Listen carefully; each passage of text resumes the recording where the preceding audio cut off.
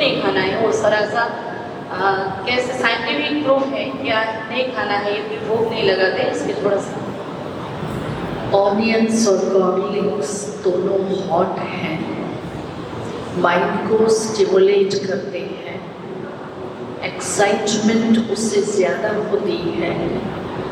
जैसे नॉनवेज जो खाते हैं, ड्रिंक्स जो लेते हैं, उनका स्टिमुलेशन ग्रेड जो है वो हाई लेवल पर होता है, एक्साइटमेंट हाई लेवल के ऊपर होती है।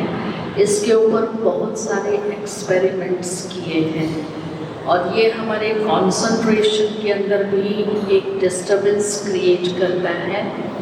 तीसरी बात, ये दोनों ही चीज़ें जो है तामसिक तमोगुण में आती हैं, जिससे नेगेटिविटी बहुत ज़्यादा माइंड में क्रिएट होती है। चौथी बात, इस पर जो एक्सपेरिमेंट्स किए गए हैं उस एक्सपेरिमेंट से ये डिसीजन निकलता है या ये जजमेंट निकलती है कि इस प्रकार का भोजन खाने वाला व्यक्ति, उसकी जो इंटरनल वैल्यूज़ और ग्रोथ जो होनी चाहिए उस आधार पर नहीं होती है। इस पर एक एक्सपेरिमेंट सुनाती हूँ। मैं अफ्रीका में थी, वहाँ पर मैच्योर एक भाई और एक बहन जो दोनों ही डिफरेंट कॉन्सेप्ट्स को फॉलो करते थे, कहा हमको मेडिटेशन कोर्स करना है। कहा ठीक है आप आइए। বললাম যে পেঁয়াজ রসুন খাওয়াতে আমাদের শরীরে কি করে, উত্তেজিত করে, আমাদের মনকে উত্তেজিত করে। আর শরীরের মধ্যে আমাদের যে সাইন্টিফিক প্রুফে যে বলতেছে যে এটার মধ্যে আমাদের শরীরের মধ্যে যে গরম, শরীরের মধ্যে আমাদের যোগ তপস্যার জন্য অত্যন্তই আমাদের এটার সাইন্টিফিক প্রুফ হিসাবে অনেক কিছু আমাদের ক্ষতিকারক। এটা আমাদের শরীরের জন্য প্রয়োজন নেই, কিন্তু অনেকে ভাবে পেঁয়াজ রসুন খেলে এই রোগ দূর হবে, এই রোগ দূর হবে। কিন্তু আমাদের মনে রাখার দরকার যে আমাদের যারা সাধক রয়েছে এটার মধ্যে আমাদের বিভিন্ন ধরনের বিকারের সংযুক্ত থাকতে পারে, বিভিন্ন ধরনের মনের উত্তেজনা, রাগ। যেমন পেঁয়াজ কাটলে চোখে জল এসেছে, ছোট্ট একটা। যেমন রসুন খেলে আমাদের শরীর গরম করে, তাহলে বোঝা গেল যে আমার কর্মেন্দ্রিয়গুলিকে কী করে, উত্তেজিত করে। এই জন্য এটা থেকে আমাদের নিজেকে দূরে রাখা। মেয়েদি তার উপরেই কাহিনী শোনাচ্ছে। तो उन्होंने लेसन्स लिए, फर्स्ट और सेकंड लेसन दिया एक सोल पर, सेकंड लेसन गॉड पर, और थर्ड लेसन मेडिटेशन क्या है और कैसे करना है। और वो मेडिटेशन लेसन के साथ साथ हमारा डिसिप्लिन क्या है, हमारे नियम क्या है मेडिटेशन के, उसमें 4 नियम उनको सुनाए। फर्स्ट, सेलिबेसी, प्योरिटी आपको फॉलो करनी है एटलीस्ट, अगर आप मेडिटेशन का रियली एक्सपीरियंस चाहते हैं तो, फॉर 7 डेज। सेकंड, आपका जो फूड है वो बिल्कुल प्योर चाहिए। आपको होटल्स में भी नहीं खाना है, कहीं रोड साइड पर भी नहीं खाना है, सिर्फ आपको अपने घर का बना हुआ ही भोजन करना है। आपके थॉट्स को आप डायरेक्शन दीजिए, उसके पैटर्न को चेंज कीजिए कि मुझे पॉजिटिव, और पॉजिटिव भी वही थॉट्स हों जो नेसेसरी और इम्पोर्टेंट हों। कहा ठीक है। जो उसकी सिस्टर थी, सिस्टर ने पहले दिन से ही वो फॉलो किया, लेकिन जो भाई था, भाई ने फॉलो नहीं किया। उसने नॉनवेज भी खाया, होटल्स में भी खाया, सब कुछ किया। तो थर्ड डे जब उनको मेडिटेशन में बिठाया, उसकी जो सिस्टर थी मेडिटेशन के साथ कमेंट्री कर रही थी। मैं समझती हूँ within 4 to 5 minutes she was really detached from the body। मैं उसको फील कर सकती थी कितनी लाइट कॉन्संट्रेट हो गई है। और वो भाई जो था वो तो हलचल ही हलचल कर रहा था, कोई देखता था, इधर देखता, इधर देखता था। वो बहन 20 to 25 मिनट्स इतनी स्टेबल, उसका फेस देखो, स्माइलिंग फेस, बहुत रिलैक्स, पीसफुल। आखिर 25 मिनट्स के बाद मैंने कमेंट्री को ब्रेक किया साइलेंट हो गई, लेकिन वो बिल्कुल अपने उसी इंटॉक्सिकेशन में थी। ग्रेजुअली उसको धीरे धीरे नीचे लाया।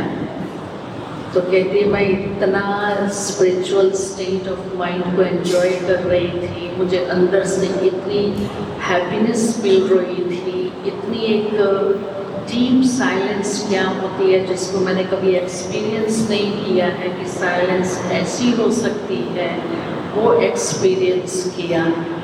तो उसका ब्रदर कहता है आपने उसको तो एक्सपीरियंस करा दिया, मुझे तो कराया ही नहीं। मैंने कहा देखो मैं एक प्रश्न पूछूं आपसे, बुरा नहीं माने तो। कहा पूछिए।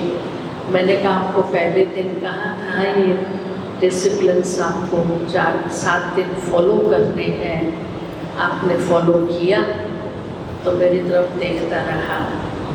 मैंने कहा मुझे वाइब्रेशन आ गए हैं, आपने फॉलो नहीं किया है।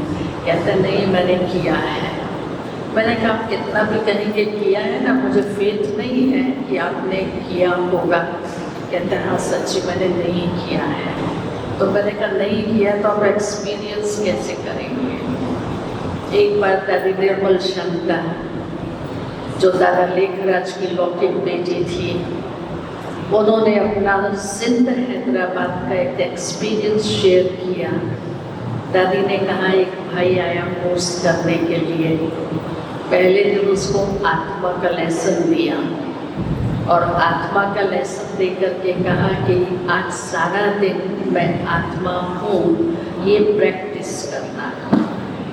और उसके साथ साथ आत्मा आँखों से देख रही है, कानों से सुन रही है, मुख से खा रही है, हाथों से कार्य कर रही है, ये सारा दिन सोचना। बोला ठीक है। तो कहा फिर मैं कल दूसरा लेसन दूंगी। तो कहा ठीक है। दूसरे दिन आया, उस पूछा आपने कल आत्मा का प्रैक्टिस किया था? तो बोला इतना तो नहीं हुआ है मेरे को, बहुत मुश्किल है, बड़ी मेहनत लगी। कहा मेहनत क्यों लगी मैं बताऊँ तुमको, बुरा नहीं मानना। तुमने कल एग खाया था? तो कहते हैं आपको कैसे पता पड़ा मैंने कल एग खाया था? अभी ड्रामानुसार क्या हुआ, कुछ मॉस्किटो ने या किसने भी बाइट किया होगा और उसके फोरहेड के ऊपर इतना मोटा बॉल जैसा हो गया था, स्वेलिंग जैसा। तो क्या देखो ये तुम्हारे फोरहेड पर ना एग निकल गया। तो कहा देखा मुझे बाबा ने बता दिया आपने एग खाया था, इसलिए आप आत्मा की प्रैक्टिस नहीं कर सकते। तो कहने का भाव क्या है, जिस बात को, जिस चीज़ को हम एक्सपीरियंस करना चाहते हैं, उस एक्सपीरियंस के लिए उसके कुछ लॉज होते हैं, प्रिंसिपल्स और डिसिप्लिन्स होते हैं, तभी हम उसका एक्सपेरिमेंट कर सकते हैं। जैसे आज मैं आपको कहूँ कि HO2 के लिए आपको ऑक्सीजन और हाइड्रोजन को इस मेजरमेंट में आपको लैब में मिक्स करके टेस्ट करना है तो आपको पानी मिलेगा। आप कहेंगे दो गैसेस हैं, दो गैसेस मिलकर मुझे पानी कैसे देंगी? इम्पॉसिबल है। लेकिन जब आप एक्सपेरिमेंट करते हैं तो आपको पानी मिल जाता है ना। तो जब तक हमने उस बात को प्रैक्टिकल नहीं किया है, तब तक उसका जो रिजल्ट है वो हमको पता नहीं पड़ता है। जब ऑनियंस गार्लिक्स खाते हैं, आप देखते होंगे जो कट करने वाला भी उसको है ना, उसकी आंखों से आंसू निकलते हैं। और खाने वाले का क्या होगा, और जब वो स्टमक में जाएगा तो उसकी हालत क्या होगी? ये प्रैक्टिकल एक्सपीरियंस है। और अगर मैं किसी को कहूँ, आप कहें, मैं आपको कहती हूँ आग में आप हाथ डालेंगे तो बर्न हो जाएगा। कहते जब तक मैं एक्सपेरिमेंट नहीं करूँ तब तक नहीं मानूंगा। अभी आप आग में हाथ डाल के एक्सपेरिमेंट करेंगे? नहीं। तो कुछ बातें होती हैं जिसको हम प्रैक्टिकल एक्सपेरिमेंट करके और फिर एक्सेप्ट करते हैं। कुछ बातें नॉलेज से एक्सेप्ट होती हैं, कुछ बातें औरों के एक्सपीरियंस से हम एक्सेप्ट करते हैं। পেন্সি যে বললো সবাই বুঝতে পারছেন তো, পেঁয়াজ রসুন খাওয়ার উপরে বললো, বাইরের না খাই। को रखने की आवश्यकता है और व्यर्थ की भाषा, व्यर्थ के बोल हम नहीं बोले और जितना आवश्यक है उतना ही बोले। जब तक हम घर में हैं सुबह 4 बजे से लेके 8 बजे तक हम अपने को साइलेंस में रख सकते हैं, बाबा की याद में कर्म कर सकते हैं। शाम को आने के बाद भी हम चाहें तो साइलेंस में बाबा का भोजन बनाएं और सबको स्वीकार कराएं, वो भी साइलेंस की एक स्थिति है। दूसरा, मनसा सेवा करने के लिए क्या फरिश्ता बनना जरूरी है? मनसा सेवा करने के लिए आपके जो मन के संकल्प हैं वो बहुत शक्तिशाली, पावरफुल, समर्थ होने चाहिए, शुद्ध होने चाहिए। सदैव आपके मन में हर एक के लिए शुभ भावना और शुभकामना का स्टॉक जमा चाहिए, तभी मनसा सेवा कर सकते हैं, जिसमें जरा भी वेस्ट नेगेटिव थॉट्स नहीं चाहिए। মঞ্চ সেবা করার জন্য কোন প্রশ্ন জিজ্ঞেস করতে, মঞ্চ সেবা করার জন্য পরিস্থিতি দরকার। মঞ্চ সেবা সেটাকে বলা হয় যে পরিস্থিতি দিয়ে মঞ্চ সেবা করার জন্য আমাদের বেঞ্চি যা বললো যে নেগেটিভ ভাবনাগুলি যদি আমরা দূর করে রাখি, নেগেটিভ ভাবনা থেকে যত আমরা দূরে থাকবো, সবার প্রতি শুদ্ধ ভাবনা রাখবেও, ততই আমরা মঞ্চ সেবা অনেক তীব্রগতি করতে পারবো। আর আমাদের পরিস্থিতি অটোমেটিক তৈরি হবে। বিভিন্ন স্থানে গিয়ে আমরা মঞ্চ সেবার এক জায়গায় বসে বিভিন্ন আত্মার কাছে আমরা শক্তি পৌঁছে দিতে পারবো। তার জন্য আমাদের মনের ভিতরে অনেক শুদ্ধ সংকল্প স্টক জমা করার প্রয়োজন হবে। আমাদের মন শুধু এমন নয় যে সারাদিন চাকরি করা বা কর্মজীবনে মন থাকার সম্ভব নয়, কিন্তু বেঞ্চি বলছে যে সকালবেলা থেকে আমরা ধরুন চাকরিতে যাব 10টার সময়, তখন পর্যন্ত আমরা মনও থাকতে পারি নিজের ঘরে, বা চাকরি শেষ হয়ে পরে আমরা যখন ঘরে আসি তখন আমরা কিছুটা সময় আমরা নিজের রুটিন অনুসারে আমরা সাইলেন্স মেনটেন করতে পারি। আর চাকরি কর্মের মধ্যে নিয়েও আমরা যখন প্রয়োজন তখন কথা বলবো, কিন্তু নেগেটিভ কথা থেকে নিজেকে বাঁচিয়ে রাখবো।